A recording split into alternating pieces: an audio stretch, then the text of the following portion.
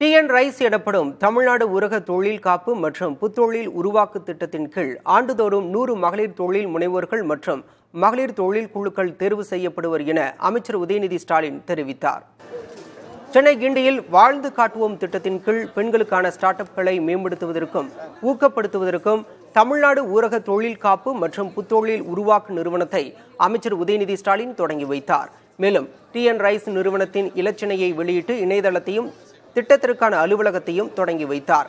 மேலும் பெண் தொழில் முனைவோர்களுக்கு வழிகாட்டும் வகையில் பிரசித்தி பெற்ற பிளிப்கார்ட், HP உள்ளிட்ட நிறுவனங்களுடன் அமைச்சர் உதயநிதி ஸ்டாலின் முன்னிலையில் புரிந்துணர்வு ஒப்பந்தங்கள் மேற்கொள்ளப்பட்டன.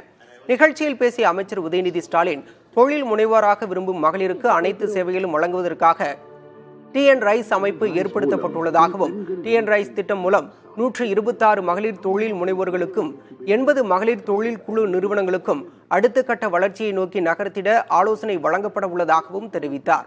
இந்தியாவில் உள்ள மகளிர் தொழில் முனைவோர் தொழில் நிறுவனங்கள் நடத்துவோரில் சுமார் 13.5% பேர் தமிழ்நாட்டில் உள்ளனர் என்பது பெருமையாக உள்ளதாகவும் தெரிவித்தார்.